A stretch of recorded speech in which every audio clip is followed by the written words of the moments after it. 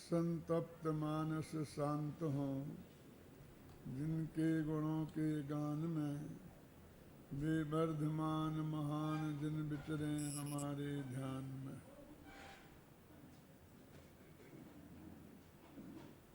समय सार परमागम की 49वीं गाथा चल रही है, जिसमें आत्मा के स्वरूप को स्पष्ट किया गया है। अभी तक अपन ने अरस, अरूप और अगंध की चर्चा की।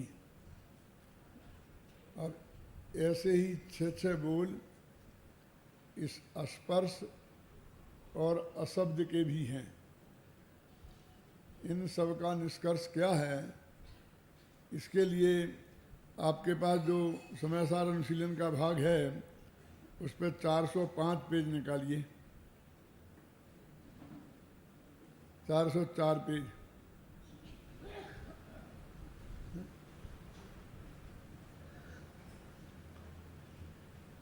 रूप, रस, रूप, गंध और स्पर्श, ये 4 पुद्गल के गुण हैं और शब्द पुद्गल की पर्याय है। ये 5 इंद्रियों के विषय हैं। यहाँ इन 5 के निषेध रूप 5 विशेषण आरंभ में ही लिए गए हैं। ये पूरी गाथा का में क्या कहा गया है, ये सारांश निकाल के यहाँ रखा गया है ना। अरस, अरूप, अगंध, स्पर्श और अशब्द, इन विशेषणों का प्रयोग क्यों किया गया है? क्योंकि हमारा जो इंद्रिय ज्ञान है उसका अर्थ क्या है कि हम जिस ज्ञान का इंद्रियों के माध्यम से उपयोग करते हैं वो ज्ञान माने क्षयोपशम ज्ञान नहीं, क्योंकि क्षयोपशम ज्ञान तो बिना इंद्रियों के भी काम में आता है, बिना इंद्रियों के भी काम करता है।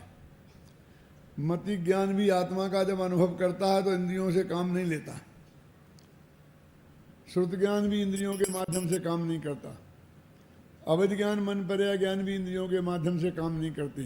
और ये चारों ज्ञान क्षयोपशम ज्ञान है।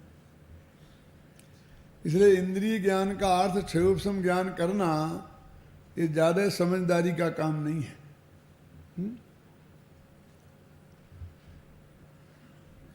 इंद्रिय ज्ञान हमारे काम का नहीं है। इसके आधार पर हम ये निर्णय कर लें कि क्षयोपशम ज्ञान हमारे काम का नहीं है और केवल ज्ञान अभी है नहीं, तो हमारा काम होगा कैसे? हमें काम तो इसी क्षयोपशम ज्ञान में ही होना है ना। केवल ज्ञान प्राप्ति का जो काम होना है, तो सम्मा दर्शन की प्राप्ति का जो काम होना है वो तो इस क्षयोपशम ज्ञान में ही होना है। तो इंद्रिय ज्ञान को क्षयोपशम ज्ञान का पर्यायवाची मानने से ये बहुत बड़ा नुकसान हुआ कि जितनी निंदा हमने इंद्रिय ज्ञान की उसी हिसाब से क्षयोपशम ज्ञान की भी निंदा शुरू कर दी। क्षयोपशम ज्ञान है, क्षयोपशम ज्ञान है।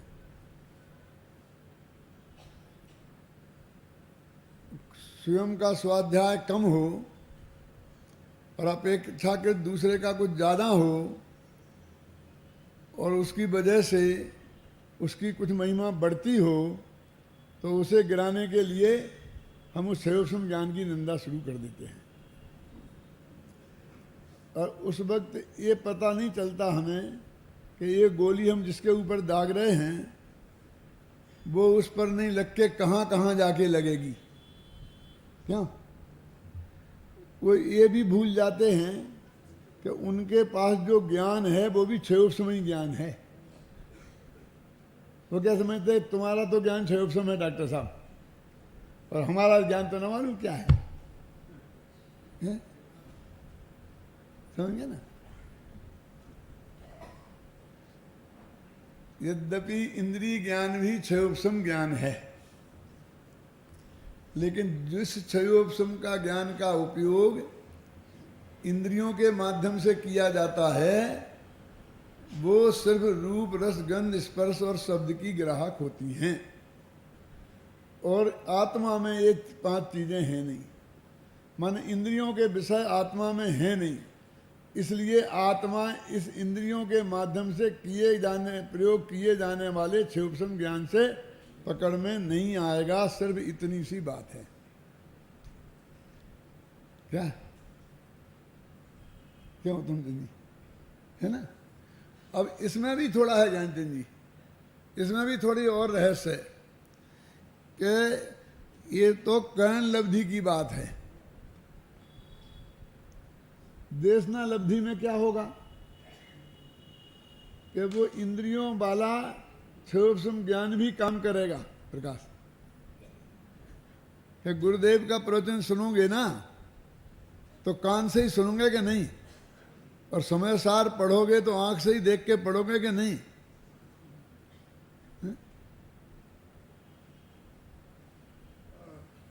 नहीं तो देशना लब्धि नहीं बनेगी। अरे भगवान की दिव्य ध्वनि भी सुनोगे तो कान ही से सुनोगे। तो उसके पहले वो इंद्रिय से प्रयोग में आने वाला क्षयोपम ज्ञान भी 5 लब्धि को यदि तुम मुक्ति के मार्ग का मार्ग मानते हो तो उसमें उसकी भी उपयोगिता है।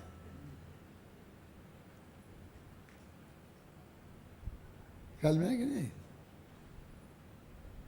अब अभी कुछ देशना लब्धि तो प्राप्त नहीं हुई है।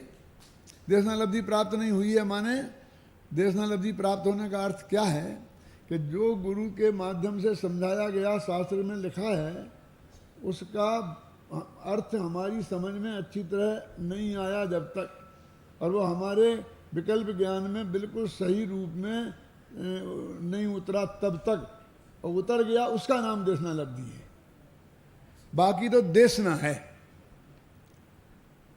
देशना तो होती है गुरु की तरफ से और लब्धि होती है अपनी तरफ से।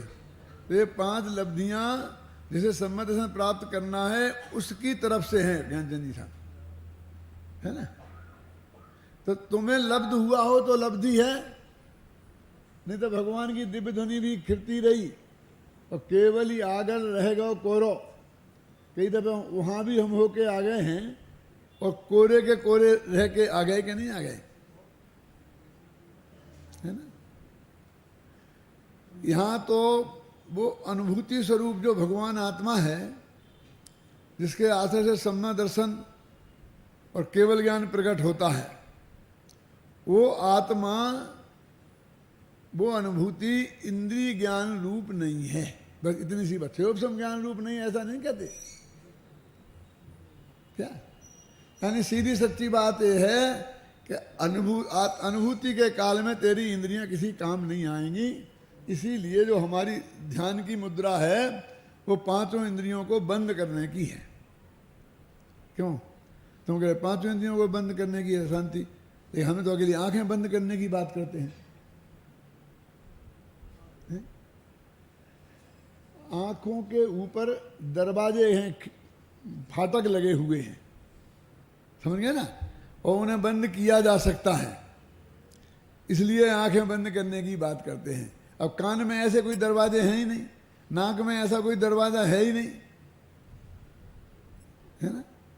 समझ गए ना? तो उनके बंद करने की बात कैसे कहें? स्पर्शन इंद्रिय में ऐसा कोई दरवाजा है ही नहीं। वो तो 24 घंटा हवा आएगी, ठंडी गर्म तो लगती ही रहेगी, गंध आएगी, सुगंध दुर्गंध तो आती रहेगी, क्योंकि तुम नाक बंद कर दोगे तो सांस का नहीं लोगे तो मर जाओगे।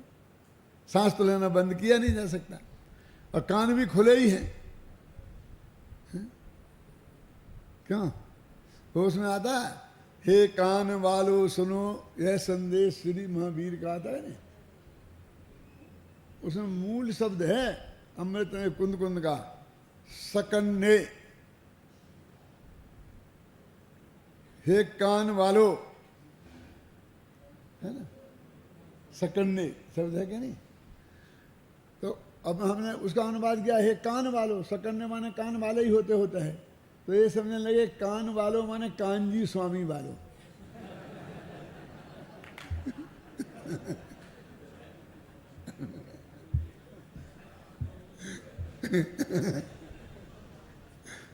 ये तो कान वालों को सुना रहे, हमारे लिए तो बात ही नहीं है क्या? ये पहाड़ कानजी वाले स्वामी वालों के लिए लिखा गया था।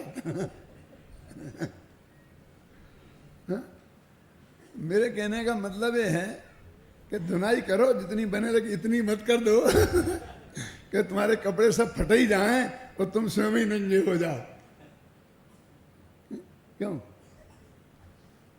इस देशना लब्धि में हम समझ रहे हो, समझा रहे, और दोनों ही पांचों इंद्रियों का उपयोग कर रहे और इंद्रियों को गालियां देते जा रहे। क्यों? जो फैक्ट है वो बताओ, जहां तक उसकी आवश्यकता और उपयोगिता है पांच लब्धियों में, मुक्ति के मार्ग में, मार्ग में उतनी बताओ, और बाद में ये काम नहीं आएंगी। इसलिए हमारी जो ध्यान मूर्ति हमने ध्यान की मुद्रा की बनाई ना, तो क्या आंखें बंद और बाकी सब खुला? ऐसा नहीं है, आंखें भी बंद नहीं है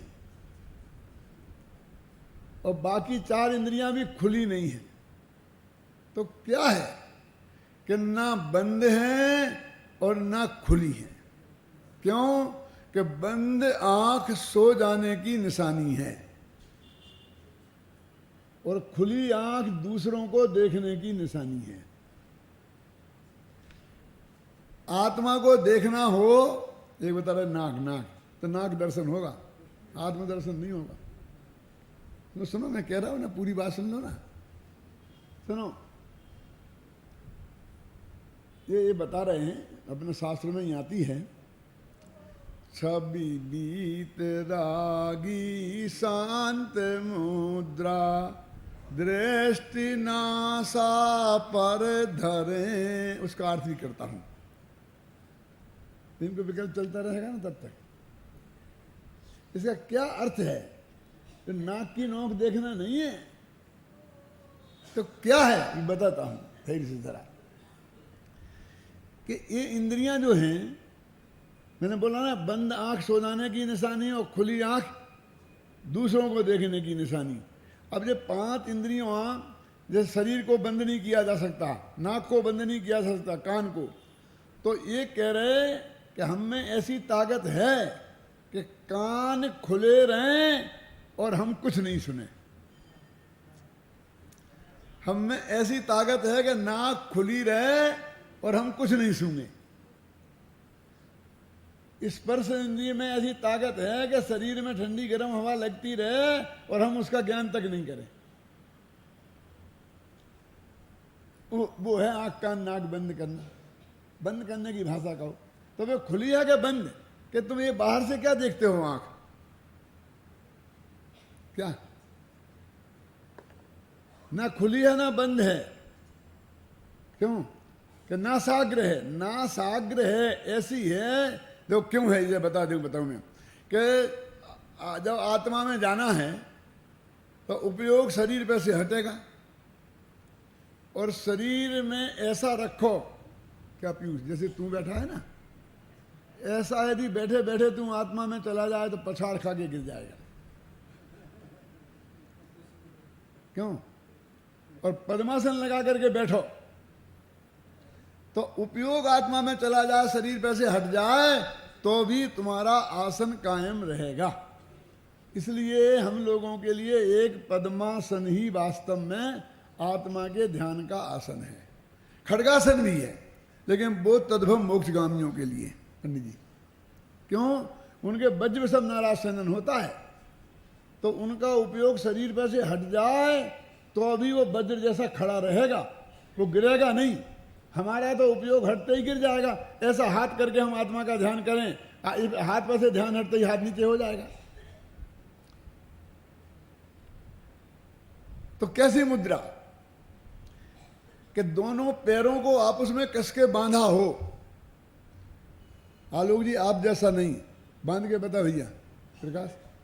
हाँ, बंधा ही बैठा। हाँ, देखो देखो, और पद्मासन है, पद्मासन लगा के बताओ शांति जी, तुम पे नहीं बनेगा। हाँ, ये देखो, ये बबलू बता रहा है, ये इसे बोलते हैं पद्मासन। ये इस तरह बंध जाता है क्या कि आपका उपयोग हट जाए तो भी गिरोगे नहीं, क्योंकि घुटने से लेकर पिछले हिस्से तक पूरा जमीन को स्पर्श करना चाहिए। तो आगे को गिरोगे तो ये घुटना रोक लेगा, पीछे को गिरोगे तो जो बंधा है ना पैर, वो रोक लेंगे, अगल बगल को तो गिर ही नहीं सकते। इसलिए एक पद्मासन बताया है। अब 5 इंद्रियों का क्या करना, कि कुछ नहीं करना, क्योंकि अब शरीर का तो तुम कैसे कर ही नहीं सकते। अब ठंडी गर्म हवा तो हमारे हाथ में नहीं है, अब तो हवा के हाथ में है। नाक में भी जाएगी हवा, कान में आवाजें जाएंगी, कहाँ कहाँ रोकोगे, कितने कितने रोकोगे, बोलो।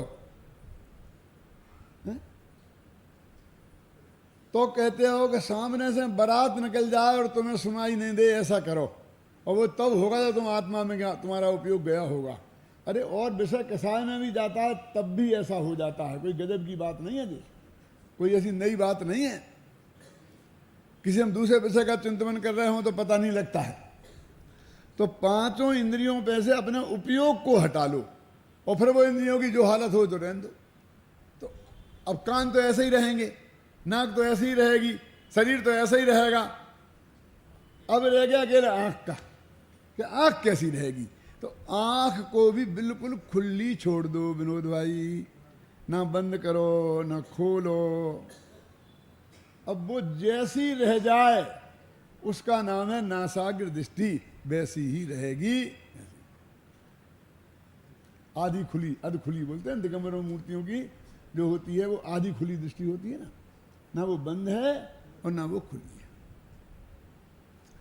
हमने उससे काम लेना बंद कर दिया, हमने उसे ऑर्डर देना बंद किया, तुम खोलोगे बंद करो। अब छोड़ दिया, सब पैसे उपयोग हटा लिया, ख्याल में आई ना। तब वो आत्मा ज्ञान का गेय बनेगा। जब तक इंद्रियों का प्रयोग हम करते रहेंगे तब तक कोई ना कोई पर पदार्थ नहीं, पुद्गल, मात्र पुद्गल ही उसके ज्ञान का गेय बनेगा। ये समय सार भाग्य से पुद्गल की रचना है ना। सब वो आता टोडरमल जी ने लिखा ना कि कागज मसी अक्षर आकार और लिखिया अर्थ प्रकाशन हार। सम्यक ज्ञान चंद्रिका की भूमिका में लिखा गया प्रशस्ति में कि ये सम्यक ज्ञान चंद्रिका किसने बनाई, क्यों कि कागज मसी अक्षर आकार, कागज पर मसी माने स्याही अक्षरों के आकार में फैल गई और सेब गोमर सा लिखा गया। ठीक है, मैंने क्या करी, कागज मसी अक्षर आकार और लिखिया अर्थ प्रकाशन हार। क्यों बचनादिक लिखनादिक क्रिया वर्णादिक और इंद्रिय हिया, ये सब हैं पुद्गल के खेल और इनसो ना ही हमारो मेल। फिर तुम्हें बदनाम लोग क्यों करते हैं, कि क्या बदनाम करते हैं कि तुमने सम्यक ज्ञान चंद्रिका बनाई, ये बदनामी। तो वो कहते हैं कि भाई साहब मुफ्त में नहीं करते। ज्ञान राग तो मेरो मिलो और लिखनो पढ़नो तनु को भिलो। अरे वाह, इसमें ज्ञान मेरा उपयोग लगा था और मेरा राग भी था इसको लिखने का, और जो हाथ से ऐसे लिखना हुआ ना ऐसा ऐसा ऐसा, ये तो तनु की शरीर की क्रिया थी, ये तनु को है। और ऐसे में वह स्याही कागज पर अक्षरों के आकार में फैलती गई। कितने हिस्सेदार हैं क्या, और उसने एक उमर सार की टीका लिख दी, समझ गए ना। वो उनने बुद्धि पूर्वक उपयोग पूर्वक लिखी थी, जैसे हम तुम लिखते हैं वैसे ही, कोई अलग तरीका नहीं था वो। फिर भी उन्होंने उसका पूरा पोस्टमार्टम कर दिया, क्या ख्याल में आया ना। और अपना कर्तृत्व, मेरा इसमें कोई भी कर्तृत्व नहीं है, ख्याल में है ना। और लोग कहने लगे मैंने बनाई मैंने बनाई मैंने बनाई मैंने बनाई, अब क्या करूं मैं। इसलिए यहाँ कहते हैं कि भाई वो देशना लब्धि आंखों से तुम पढ़ोगे, वो इंद्रिय ज्ञान है, तो देशना लब्धि का काम संपन्न है वो इसमें ही होगा। घबराना नहीं, मैं क्या कहना चाहता हूँ, वो कोई साधारण काम नहीं है ज्ञानचंद जी साहब। इतना एक्यूरेट निर्णय होना चाहिए देशना लब्धि में कि केवल ज्ञान में जो झलके और इसमें कोई अंतर नहीं हो। बाद में जब तुम्हारी आत्मा की अनुभूति में आत्मा आए तो तुमने जैसे पहले उस विकल्पात्मक ज्ञान में निर्णय किया था वो वैसे ही आत्मा निकले, ऐसा निर्णय होगा तो तुम जाके आत्मा प्रायोग उपलब्धि में घुस पाओगे। करण लब्धि तो बहुत दूर की बात है, आत्मानुभव तो बहुत दूर की बात है। जब तक उसमें जरा भी गड़बड़ी रह गई तो क्या गड़बड़ी हो जाएगी? अपना अंश पर में ना मिला देना, पर का अपने में नहीं मिला देना। अब वो क्या बहुत विस्तार है उसकी जात में नहीं जाऊंगा। इतना पक्का निर्णय होना चाहिए। एक देखो, मैं आपको उदाहरण देता हूं तो समझ में आएगा कि जब मैं यहाँ जयपुर नहीं आया था तो पंडित फूलचंद जी ने खानिया चर्चा यहाँ से प्रकाशित की थी और उसमें स्टोडामल स्मारक भवन का वर्णन लिखा था। इतना बड़ा हॉल है, इतना लंबा है, इतना चौड़ा, उसके बगल में 16 कमरे हैं, फिर ऊपर 16 कमरे हैं, ऐसा वर्णन लिखे, पीछे एक दालान है, ऐसा करके लिखा था। तो मेरे दिमाग में जो चित्र बना था उससे पढ़कर जब मैंने यहां आके देखा तो कुछ नहीं निकला, बिल्कुल से उल्टा ही निकला। मैं तो समझा था कि बीच में हॉल होगा, फिर गैल रास्ता होगा, फिर बाहर चारों तरफ कमरे बने होंगे जैसे दुनिया में बनते हैं ना बीच में हर जगह।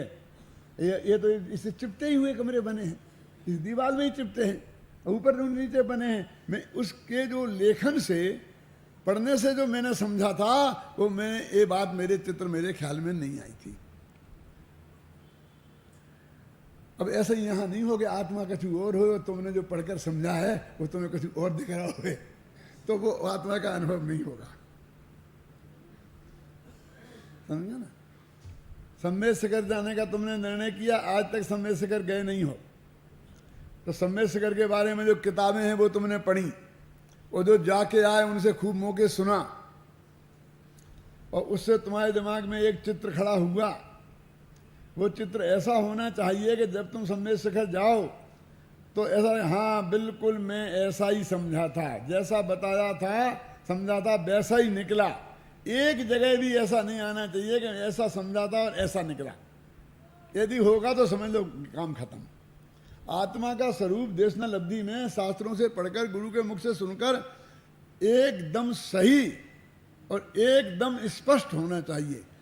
है तो परोक्ष ही, ख्याल में है ना, फिर भी उसमें जितनी अधिक स्पष्टता हो सकती है उतनी अधिक स्पष्टता होना चाहिए। तब वो प्रायोग लब्धि माने योग्यता का विशेष परिपाक होगा, उसमें से कैन लब्धि आएगी और उसमें से सम्मत दर्शन माने आत्मानुभूति आएगी।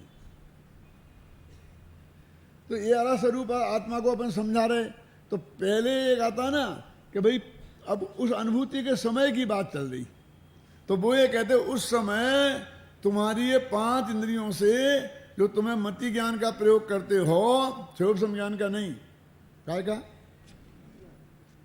क्यों? कि श्रुत ज्ञान भी तो क्षोभ ज्ञान है। वो इंद्रियां तो सिर्फ मति ज्ञान में निमित्त होती हैं और श्रुत ज्ञान में अकेला मन निमित्त होता है। श्रुतम मन इंद्रियस है, मति ज्ञान में मन नहीं होता। ख्याल में है ना? तो वो ये कहते हैं कि जो तूने इंद्रिय ज्ञान में माने पढ़कर सुनकर सोचकर समझकर जो चिंतन सब आ गया उसमें, वाचना प्रेक्षणा अनुप्रेक्षा ये सब आ गया, आमनाय धर्मोपदेश ये सब पहले की चीजें हैं। और उससे जो तूने वस्तु के आत्मा भगवान आत्मा का निर्णय किया, अब तो उसे देखना है कि हमें तो प्रयोग करके देखूंगा। तो अब ये 5 इंद्रियां जो अभी तक बिल्कुल बहुत बहुत काम की थी, अब ये बिल्कुल काम मत लेना इनसे, बिल्कुल काम की नहीं रही, सिर्फ इतनी सी बात कह रहे हैं। देखो पढ़ते हैं, रस रूप स्पर्श और गंध ये 4 पुद्गल के गुण हैं और शब्द पुद्गल की पर्याय है। ये 5 इंद्रियों के विषय हैं। यहाँ इन 5 के निषेध रूप 5 विशेषण आरंभ में लिए गए हैं।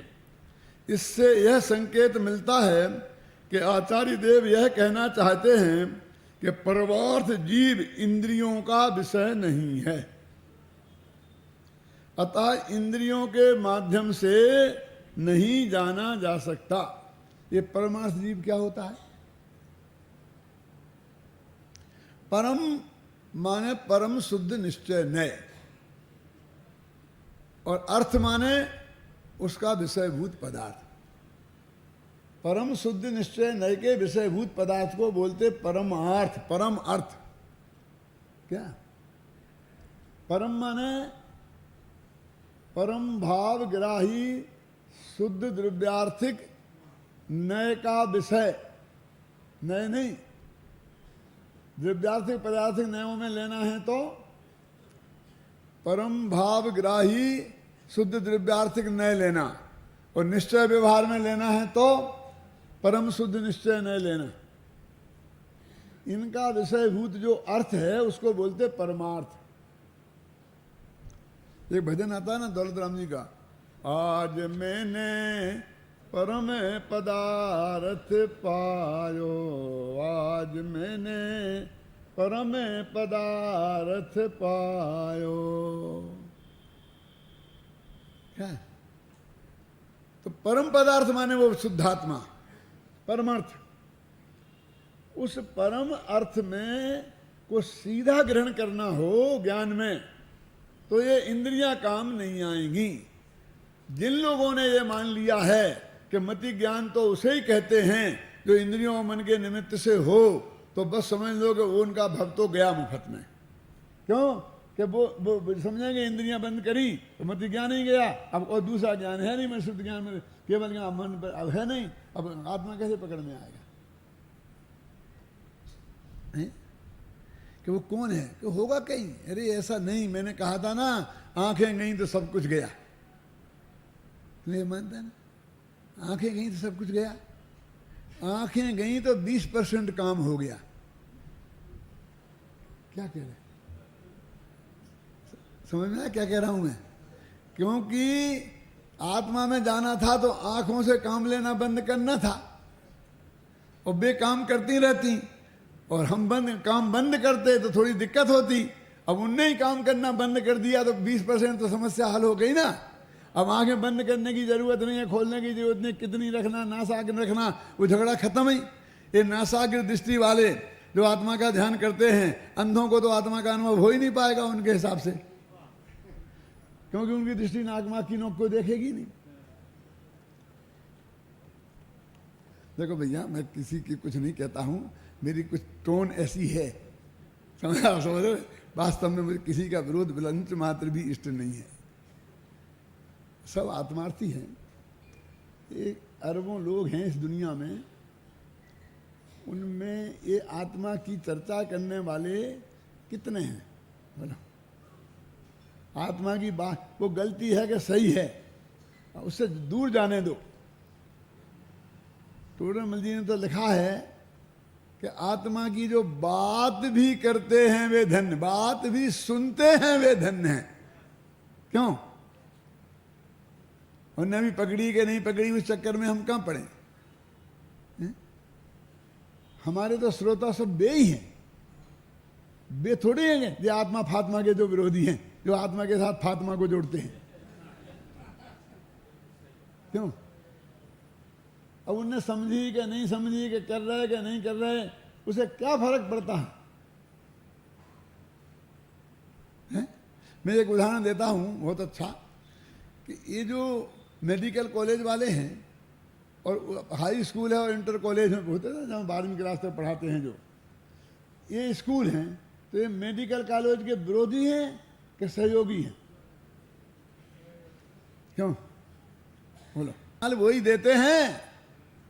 वे नहीं होते, इनमें नहीं लड़का पढ़ता तो तुम मेडिकल कॉलेज में अपनी डॉक्टरी पढ़ा सकते थे किसी को? बोलो, ये तुम्हारे सबसे बड़े सहयोगी हैं, और तुम उन्हें हे कहते हो, शर्म नहीं आती है कि भैया हम उन्हें बहुत उपयोगी समझते हैं, और हे कहते शर्म भी आती है। लेकिन क्या करें, जब तक वे स्कूल छोड़ के नहीं आएंगे तो हम पढ़ाएंगे कैसे?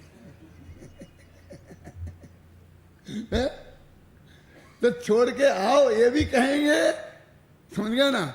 लेकिन उससे ये नहीं। ऐसे जो गांव-गांव में पाठशालाएं ले रहे, गांव-गांव में विद्वान प्रवचन कर रहे, जो जहां रह रहा है, क्यों? हरेक को रोजाना गंगा नहाने को नहीं मिलती है, अपने मोहल्ले का कुएं से ही अपनी प्यास बुझानी पड़ती है। क्यों? और वो लोग तो हमारे लिए श्रोता तैयार करते हैं, क्यों? वो जो वहां चर्चा करते हैं और जिससे आपको थोड़ा अभ्यास होता है कि हम इतनी बात आपके सामने कह सकते हैं, नहीं ABCD पढ़ानी पड़े, हैं? वे हमारे परम सहयोगी हैं। उतना ज्ञान नहीं होगा तो हम नहीं समझा सकते। ऐसे इंद्रियां भी एक दृष्टि से देखो, घबराना नहीं, कि इतना करके आया तब तो हमको ये मिला कि इनका हम निषेध करें, क्यों? इंद्रिय ज्ञान से वो इतना समझ के आया, तब कहा कि अनुभव करना है तो इंद्रियों को छोड़ो। हमने ये चौथा प्रशिक्षण शिविर आगरा में लगाया था। पहला जयपुर में, दूसरा विदिशा में, पहला तीसरा फिर जयपुर में, चौथा फिर विदिशा में और पांचवा आगरा में। तो उस वक्त पदमचंद जी ने और पाटनी जी ने गांव-गांव में जाके गाड़ी ले जा करके लोगों को प्रेरणा दी कि तुम प्रशिक्षण शिविर में आओ और वहाँ पर भर्ती हो।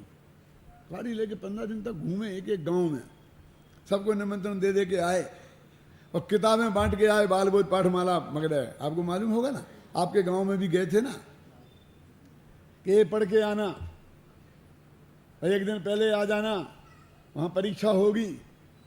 अभी इतनी भीड़ आ गई कि उतने लोगों को ना क्लास में बैठने की जगह ही नहीं थी।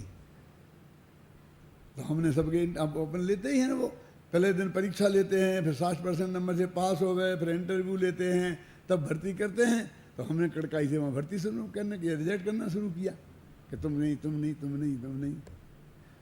तो वो बोले कि हमें तो मना के लाए हम बिना निमंत्रण के नहीं आए हैं, हमें तुम्हारी किताबें दी गई और मना के लाए हैं, और तुम हमें रिजेक्ट कर रहे हो। हम तो समझते हमें मालाएं पड़ेंगी, स्वागत होगा, क्यों? और तुम हमें रिजेक्ट कर रहे हो। तो मैंने उस दिन के व्याख्यान में जो बात कही थी वो आज मैं यहाँ दोहराना चाहता हूँ। वो 5वां प्रशिक्षण शिविर सन 73 में होगा, 72, 73, 73 में, ख्याल में आई ना। तो मैंने कहा था भैया कि जब अंग्रेजों को बहुत सैनिकों की जरूरत पड़ी और कोई सेना में जाना नहीं चाहता था, तो हिंदुस्तान के गांव-गांव में से पकड़ के रंगरूट लाए कि हर एक को अपन को एक बच्चा देना पड़ेगा सेना के देने के लिए। मुझे याद है हम 5-7-6 वर्ष के होंगे कि जब कोई पुलिस वाला आता था तो सारे नवयुवक जंगल में भाग जाते थे और किवाड़ों में बंद करके छिप करके रह जाते थे, क्योंकि उनने पकड़ लिया, उसे पकड़ के ले जाएंगे। ऐसा ही करते थे। जो दिख गया 20-25 वर्ष का छोकरा, पकड़ के ले गए, चल भर्ती क्या। अब वहाँ क्या होता था कि एक ये नियम है कि किसी के साथ जबरदस्ती नहीं की जाए। अब राजी से तो कोई आता नहीं और जबरदस्ती की नहीं जाए तो क्या करें। तो अंग्रेज लोग कानून के तो बहुत पक्के थे, तो मजिस्ट्रेट के सामने उसे पेश करते कि वो कहता मैं सेना में भर्ती होना चाहता हूँ अपनी मर्जी से, मुझसे साथ कोई जबरदस्ती नहीं की गई है। ऐसा वो बयान देता, मजिस्ट्रेट लिखता, फिर उसे भर्ती करते।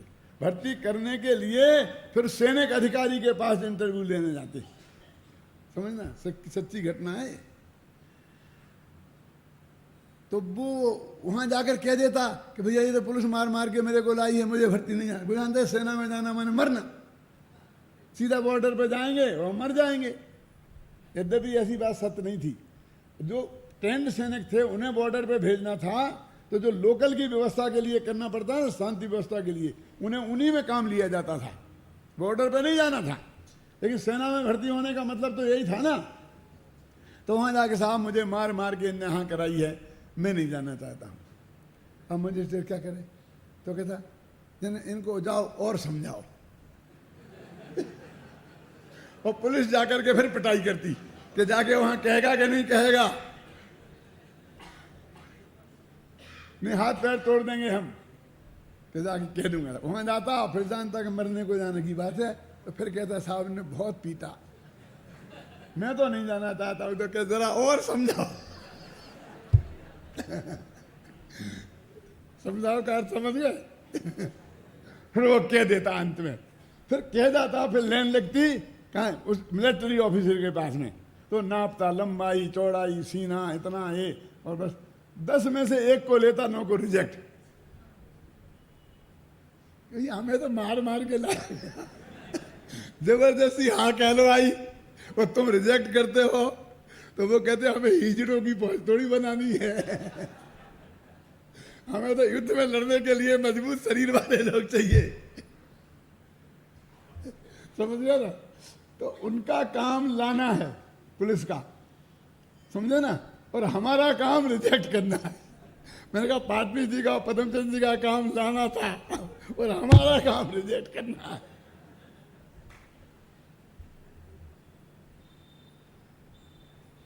किस तरह काम किया है हमने शुरू में, आप कल्पना नहीं कर सकते। अब तो हमारी फौज खड़ी है, क्यों?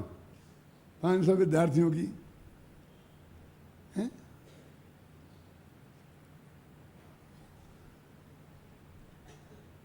तो ये कह रहे हैं कि वो जो पहले की भूमिका है, वो योग्यता की, जो देशनालब्धि की, वो आँख कान नाक के माध्यम से हुई है भाई साहब।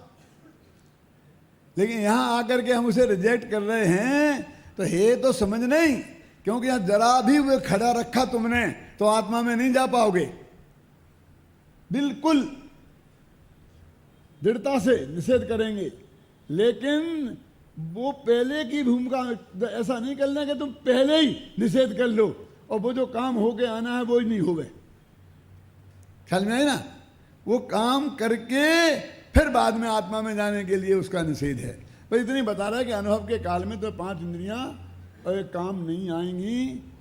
इतनी सी बात बताने के लिए ये बताया है कि आत्मा अरस है, अरूप है, अगंध है, स्पर्श है और अशब्द है। अब इसमें थोड़ी सी बात यह है कि 4 में तो एक से ही चल गया। कौन से 4 में? अरस, अरूप, अगंध में। पहला बोल क्या था कि आत्मा पुद्गल द्रव्य से भिन्न है, इसलिए आत्मा रस रूप नहीं है, रूप रूप नहीं है, गंध रूप नहीं है, स्पर्श रूप नहीं है। ये चारों का एक साथ बोल रहा हूं। आत्मा पुद्गल द्रव्य के गुणों से भी भिन्न है, इसलिए आत्मा रस गुण रूप नहीं है, रूप गुण रूप नहीं है, गंध गुण रूप नहीं है, स्पर्श गुण रूप नहीं है। आत्मा पुद्गल द्रव्य का स्वामी नहीं है, और चूंकि द्रव्य इंद्रियां पुद्गल द्रव्य की बनी हुई हैं, इसलिए इंद्रियों के माध्यम से भी ना चखता है, ना देखता है, ना स्पर्श करता है, ना सूंघता है। इसलिए ये अरस है, अरूप है, अगंध है, स्पर्श है। ठीक है? और आत्मा क्षयोपम इंद्रिय रूप भी नहीं है। दृष्टि बदलते जाना, वहाँ स्वभाव की दृष्टि और वहाँ परमार्थ से। ख्याल में है ना? ये इसलिए क्षयोपम ज्ञान रूप भी नहीं है, इसलिए वो अरस है, अरूप है, अगंध है, स्पर्श है। फिर सबको एक साथ संवेदन करता है, किसी को स्पेशल नहीं करता। रूप को स्पेशल नहीं जानता, रस को स्पेशल नहीं जानता, सबको जानता है। इसलिए अरस है, अरूप है, अगंध है। और कि जानता तो है, जानने रूप तो परिणमित होता है, लेकिन उन रूप परिणमित नहीं होता है। तो इस तरह से उनने वो 6 बोल निपटा दिए। 4 के याद हो गए कि नहीं हो गए? अब एक अशब्द में थोड़ा फर्क है, ज़्यादा नहीं है, बस थोड़ा सा करेक्शन करना पड़ेगा, क्योंकि ये पुद्गल की पर्याय है। बाकी तो 4 पुद्गल के गुण थे, तो पहले बोल में तो कोई फर्क नहीं है। दूसरे में जो कहा कि पुद्गल द्रव्य के गुणों से भिन्न, तो पुद्गल द्रव्य की पर्यायों से भिन्न है, इतना करना पड़ेगा, बस खत्म। और ज़्यादा कोई फर्क नहीं पड़ेगा, थोड़ा दिमाग लगाना पड़ेगा। लगाना जितना है, क्या करोगे और कहाँ लगाओगे? समझ गया ना? तो ये 5 बोल निबट रहे हैं। देखो,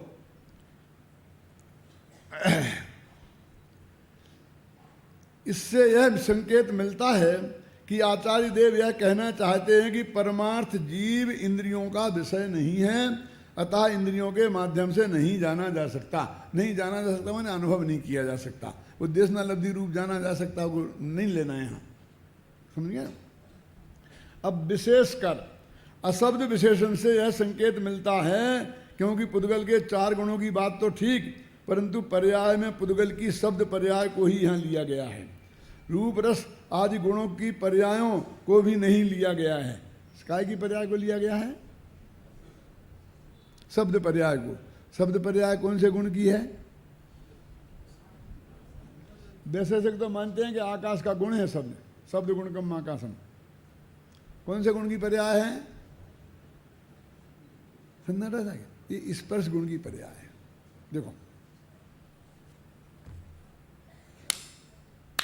और इस हाथ में इस हाथ को छुआ तो शब्द निकला ना।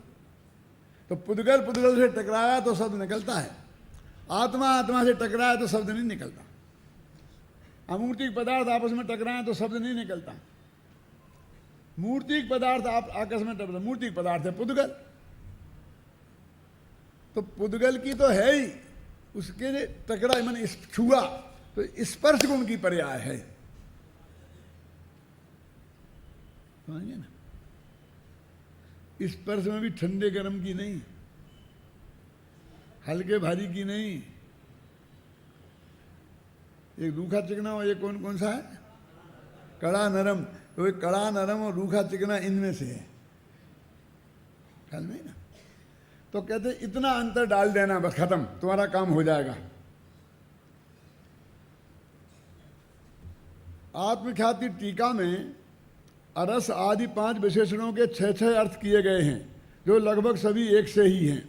अरस, अरूप, अगंध और स्पर्श के अर्थ तो एकदम एक से ही हैं। अशब्द में थोड़ा सा अंतर पड़ता है, अतः यहाँ अरस, अरूप, अगंध, स्पर्श इन 4 विशेषणों से विभिन्न अर्थों का एक साथ मिलाकर विचार किया जा सकता है। देखो, अभी जो मैंने आपको समझाया है ना, उसको मैंने सुंदर भाषा में बांध दिया है, जिससे कि आपको घर में जाओ तो ये जैसे मैंने बोली तो भूल जाओगे। अभी बोली ना तो इसे पढ़ लेना, कितना साफ लिखा है। अरसादि 4 विशेषणों में प्रथम अर्थ में यह कहा गया है कि पुद्गल द्रव्य से भिन्न होने के कारण आत्मा में पुद्गल के रस, रूप, गंध, स्पर्श गुण भी नहीं हैं। अतः आत्मा अरस है, अरूप है, अगंध है और स्पर्श है। माने वो 4 तरह से अलग अलग बोला था, उन्हें इकट्ठा बोला जा सकता है, एक साथ निमट सकते हैं चारों। वहाँ 8 लेन लगी, 12 लेन लगी, और यहाँ 4 लेन में चारों विशेषण आ गए और पूरी बात आ गई। दूसरे अर्थ में यह कहा गया था कि पुद्गल द्रव्य के गुणों से भी भिन्न होने के कारण आत्मा स्वयं भी रसगुण रूप नहीं है, रूप गुण रूप नहीं है, गंध गुण रूप नहीं है, स्पर्श गुण रूप नहीं है। अतः आत्मा अरस है, अरूप है, अगंध है और स्पर्श है। ठीक है। पहले अर्थ में आत्मा को पुद्गल द्रव्य से भिन्न बताया गया है, वो सब जिसे आपको भेद ख्याल में आ जाए, फिर कभी नहीं भूलोगे। और दूसरे अर्थ में रूप, रस और आदि गुणों से भिन्न बताया गया है। पहले में द्रव्य से भिन्न, दूसरे में गुणों से भिन्न, और अब तीसरे में पुद्गल द्रव्य के द्रव्य इंद्रिय रूप पर्याय से भिन्नता की बात करते हुए पुद्गल के स्वामित्व का निषेध करते हैं। पहले एकत्व का निषेध किया, क्या कहा था ना, इन रूप नहीं है, पुद्गल द्रव्य रूप नहीं है, पुद्गल द्रव्य के गुण रूप नहीं है, तो एकत्व का निषेध हुआ। अब स्वामित्व का निषेध करते हैं। भिन्नता बताने के लिए स्वामित्व का निषेध करते हैं।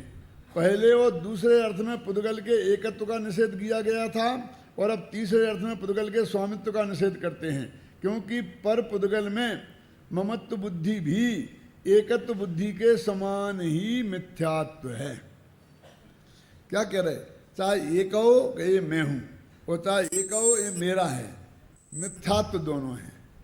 लोक में थोड़ा अर्थ होगा इसमें फर्क, लेकिन अध्यात्म में इनमें कोई फर्क नहीं है। चाहे तुम ऐसा कहो कि स्त्री मैं हूं, और चाहे ऐसा कहो कि स्त्री मेरी है, दोनों का एक ही अर्थ है अध्यात्म में, क्योंकि मिथ्यात्व है दोनों। चाहे एकत्व कहो चाहे स्वामित्व कहो। आप कह सकते हो डॉक्टर साहब कि यदि हमने ये कहा कि ये मेरा है, तो उसमें तो स्पष्ट हो गया कि ये मैं नहीं हूं, तो एकत्व का तो निषेध हो गया। लोक में तो ऐसा ही लगता है कि नहीं, कि जब मैंने कहा ये किताब मेरी है तो एकत्व का निषेध हो गया इसमें, यानी मैं नहीं हूं। वो कहते चाहे तुम मेरी कहो चाहे मैं कहूं, हम अध्यात्म में दोनों का एक ही अर्थ लेते हैं। समझ गया ना? हम अलग अलग नहीं गिनते हैं कि साहब ऐसा कैसे होता है, तुम्हारे गिनने से हो जाएगा। अरे हर जगह होता है, इनकम टैक्स में नहीं होता है। क्यों? कि हम और हमारा भाई एक ही है, एक साथ ही है। नहीं नहीं, यहाँ तो फाइलें अलग अलग हैं, हम तो बिल्कुल अलग अलग मानेंगे। क्यों मानते कि नहीं मानते? कि भाई भाई तो अलग हो ही जाते हैं, जब पति पत्नी की दो फाइलें हों तो वो भी अलग अलग हैं। अब इनकम टैक्स वालों ने सबको अलग कर दिया। और फिर वो हमारी दुकान है, वह भी अलग है। क्यों? उस पर टैक्स अलग, डॉक्टर आर के जैन पे 30% अलग, और आर के जैन की दुकान पे 35% अलग, और आर के जैन की पत्नी पे 30% अलग। तो कितने परसेंट हो गया भैया टैक्स देते हैं? थोड़ा थोड़ा हमें भी देना पड़ेगा, सब वहीं वहीं दोगे।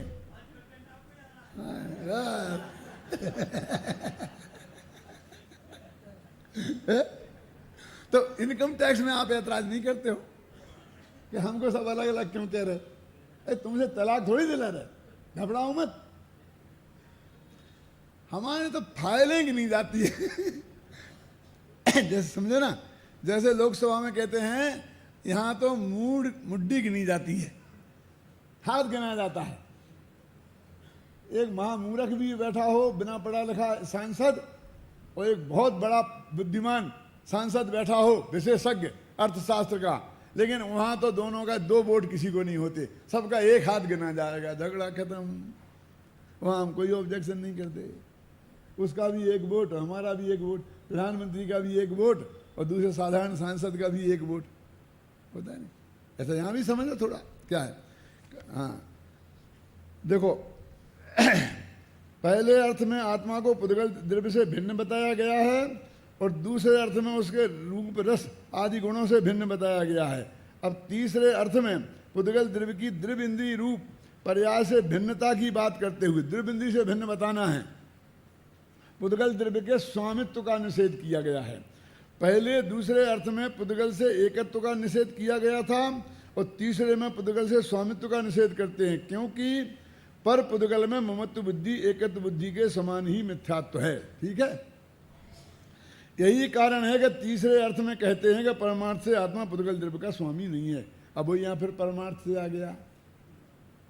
परमार्थ से माने परम शुद्ध निश्चय नय से, परम भावग्राही द्रव्यार्थिक नय से, है ना। इसलिए वह द्रव्येंद्रियों के माध्यम से रस नहीं चखता, रूप नहीं चखता, गंध को नहीं सूंघता और स्पर्श को नहीं छूता, अतः अरस है, अरूप है, अगंध है और अस्पर्श है। ये सब कंक्लूजन निकाल के रखा है, समझे ना, संक्षेप में। यह तो पहले ही स्पष्ट किया जा चुका है कि एकत्व बुद्धि को अहम बुद्धि और स्वामित्व बुद्धि को ममत्व बुद्धि भी कहते हैं, तथा पूर्व रंग और जीवाजीवादिकार का मुख्य प्रयोजन पुद्गलमय शरीर आदि पर पदार्थों से एकत्व ममत्व छुड़ाना रहा है, क्योंकि पर का कर्तृत्व और भोक्तृत्व तो आगे चलकर कर्ता कर्म अधिकार में छुड़ाएंगे। उक्त 3 अर्थों में, 3 अर्थ है ना, कौन कौन से? 6 है ना, उसमें 3 हो गए। उक्त 3 अर्थों में मुख्य रूप से 5 इंद्रिय रूप शरीर से, अब 5 इंद्रिय माने शरीर, अब एक नाम ले लो, क्योंकि 5 इस शरीर के अलावा 5 इंद्रियां क्या हैं बोलो। अथवा पुद्गल द्रव्य के द्रव्य गुण और पर्याय से एकत्व ममत्व छुड़ाया गया है। शरीर से एकत्व ममत्व छुड़ाया गया है, पुद्गल द्रव्य के द्रव्य गुण पर्याय से एकत्व ममत्व छुड़ाया गया। द्रव्य से तो पहले बोल में आ गया, और गुण से दूसरे बोल में आ गया, और शब्द की अपेक्षा पर्याय से तीसरे बोल में, पर शब्द वाले में आ गया, ख्याल में आ गया ना। अब चौथे अर्थ में भगवान आत्मा को क्षयोपम भाव रूप भावेंद्रिय से भी भिन्न बताना चाहते हैं। अब इसमें राग की मुख्यता नहीं ली, ज्ञान की मुख्यता ली। क्यों जी? भावेंद्रिय किसे कहते हैं जानते हैं आप? वास्तव में भावेंद्रिय में राग भी शामिल है और क्षयोपम ज्ञान भी शामिल है, क्योंकि क्षयोपम से होता है ना, वो ज्ञानावरणी कर्म के क्षयोपम से, तो वो भी शामिल है। और उसको राग होता है ना, जैसे दूसरे को देखने का राग हुआ, तो भावेंद्री शब्द में से भोग पक्ष लिया, वहाँ कर्तृत्व पक्ष लिया था, भोग पक्ष, ख्याल में है ना, भावेंद्रियों से भी भिन्न है। कहाँ गया? स्वभाव दृष्टि से, इसलिए वह भावेंद्री के माध्यम से रस को नहीं चखता, रूप को नहीं देखता, गंध को नहीं सूंघता और स्पर्श को नहीं छूता, अतः अरस है, अरूप है, अगंध है, अस्पर्श है। इस चौथे अर्थ में क्षयोपम भाव रूप भावेंद्रियों से भी एकत्व मत छुड़ाना चाहते हैं, क्योंकि इनके भी कर्तृत्व भोक्तृत्व को कर्ता कर्म अधिकार में छुड़ाएंगे। यह चौथा अर्थ तीन अर्थों से अधिक सूक्ष्म है, क्योंकि इसमें अपनी ही विकारी पर्यायों को रसादि रूप कहकर उनसे भिन्नता बताई गई है। इस अर्थ के संबंध में स्वामी जी कहते हैं, गुरुदेव का कोटेशन है, यह चतुर्थ बोल तीसरे बोल से अधिक सूक्ष्म है। अपने स्वभाव की दृष्टि से अर्थात त्रिकाली शुद्ध गायक भाव की दृष्टि से देखें तो आत्मा क्षयोपम भाव, आत्मा में क्षयोपम भाव का भी अभाव है। एक गुरुदेव का कोटेशन दिए हैं जो मैं आपको समझा रहा हूँ, तो उसकी प्रमाणिकता के लिए, तो इन प्रमाणिकता के लिए जिनको जरा शंका हो वो घर पे पढ़ लेना, क्यों अपन पढ़ेंगे तो विषय फिर रिपीट होगा, है ना। इसलिए अपन आगे बढ़ते हैं कि अभी मेरे ख्याल से आधी चुड़ियाँ तो कल भग ही जाएंगी और परसों तो, है ना, क्या होगा भगवान जाने। अब आगे पढ़ें। इसी प्रकार देखो पेज नंबर 407, इस पांचवें अर्थ में, अब चार तो निपट गए ना, पांचवें अर्थ में स्पष्ट किया गया है कि आत्मा अकेले रस को, अकेले रूप को, अकेली गंध को, अकेले स्पर्श को नहीं जानता, वह तो सबको जानता है, सभी को जानना उसका स्वभाव है, पांचों इंद्रियों के विषयों को जानना उसका स्वभाव है। यही कारण है कि यहाँ कहा गया कि समस्त विषयों के विशेषों में साधारण ऐसे एक संवेदन परिणाम रूप जीव का स्वभाव होने से वह केवल एक रस वेदना परिणाम को पाकर रस नहीं चखता, केवल रूप वेदना परिणाम को पाकर रूप नहीं देखता, केवल गंध वेदना परिणाम को पाकर गंध नहीं सूंघता, केवल स्पर्श वेदना परिणाम को पाकर स्पर्श को नहीं छूता। अतः अरस है, अरूप है, अगंध है और स्पर्श है, सबको एक साथ समझ, समझे ना। आपको इसे याद रखने में, समझने में बहुत सुविधा मिलेगी। देखो इसी प्रकार छठवें अर्थ में देखो क्या अर्थ करने की पद्धति, तो देखो कि वो कहते हैं कि आप हमें पहचानते हैं। हाँ, क्यों नहीं पहचानते, हम तो सबको पहचानते हैं, इसलिए आपको नहीं पहचानते। ये क्यों आपको अटपटा लगता है ना, हम सबको पहचानते इसलिए आपको नहीं पहचानते। माने जो एक कह करके आप कहना चाहते हो कि आप हमें पहचानते नहीं हो, कोई स्पेशल कंसिडरेशन हमसे करना चाहते हो, ये अंदर भावना ये है, ये कहने में। और हमने ये जवाब दिया कि हम तो सबको पहचानते हैं, अकेले आपको नहीं। इसमें कहकर हम वो कोई कंसिडरेशन हमसे तुम नहीं मिलेगा आशा मत रखो, ये जवाब दे रहे हैं। और सब प्रश्न करने वाला भी समझता है और जवाब देने वाला भी समझता है, कोई बहस नहीं करता है। ऐसा हुआ था कि धन कुमार जी बैठे ना, जब मैं इंदौर में था तो मुक्तागिरी में एक कार्यक्रम रखा था और बहुत बड़ी यात्रा संग गया था, उसमें मैं और बाबू भाई भी साथ में गए थे। तो वहाँ पर जब चुनाव हो रहे थे, 67 का चुनाव था, तो भारतीय जनता पार्टी वाले बहुत पीछे पड़े थे और वो ये चाहते थे कि गो हत्या के बारे में आपका इंटरव्यू लें हम लोगों का। वो जानते थे ये लोकप्रिय लोग हैं, इनका इंटरव्यू ले लें और फिर हम सबको समझाते हैं, जैनियों को बताते फिरेंगे कि भाई देखो ये गोहत्या के विरोधी हैं, हम तो गोहत्या के विरोधी हैं और कांग्रेस तो गोहत्यारी है, इसलिए हमें वोट दो। बस प्रयोजन इतना था। अब बाबू भाई तो प्योर कट्टर कांग्रेसी थे, है ना, मैं भी कांग्रेसी हूँ वैसे, समझिए ना। तो कहे ये साहब मामला गड़बड़ हो जाएगा, तो बाबू ने हमें इंटरव्यू नहीं देना, हमें इंटरव्यू नहीं देना, बाबू हमें इंटरव्यू नहीं देना। जब मैं जयपुर नहीं आया था अमृत भाई, तब की बात है, आप भी होगे साथ में गारंटी से। मुझे मैं तलेटी में भी आ गए इसलिए के ले लवा करके। मैंने कहा बाबू भाई आप घबराते क्यों हो, उत्तर तो मुझे देना है, आप देना तो मेरे इंटरव्यू होने दो, आप छोड़ दो, आप बैठना बगल में बस, मैं उत्तर तो मैं दूंगा, आप घबराते क्यों हो। भैया साहब गो हत्या के बारे में आपके क्या विचार हैं, प्रश्न। मैंने कहा जैन दर्शन तो गाय की हत्या नहीं होना चाहिए, बकरी की नहीं होना चाहिए, भेड़ की नहीं होना चाहिए, किसी की भी जीव मात्र की हत्या नहीं होना चाहिए, इस विचार का है। अकेली गाय की बात क्यों करते हो तुम, हैं? अहिंसक धर्म है। और मैंने पूरा 15 मिनट भाषण अहिंसा धर्म पर दे दिया। उनको तो मजा नहीं आया, क्योंकि वो जैसा वो कहलवाना चाहते थे वो तो बात आई नहीं। इसलिए मैं अकेली गाय की हत्या का विरोधी नहीं हूं, सबकी हत्या का विरोधी हूं। ये जो मैंने कहा ये जैसा ही था ना, ये 5वें बोल जैसा ही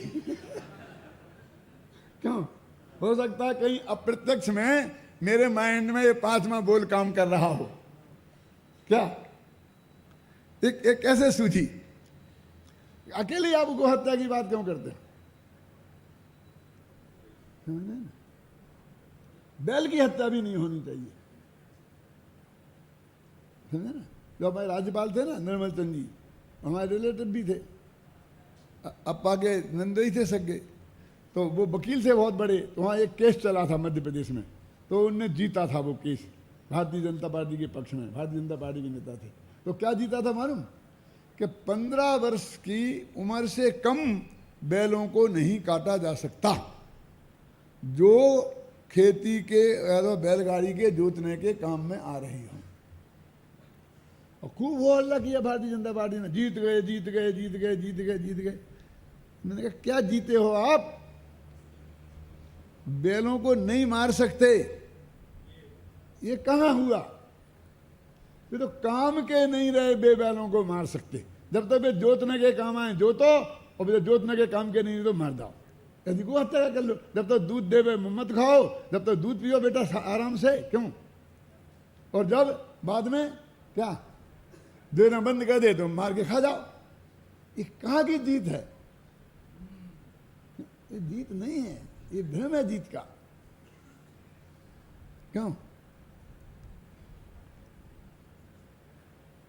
कि साहब तो गाय की हत्या नहीं होना चाहिए ना, यहां पक्की बात है।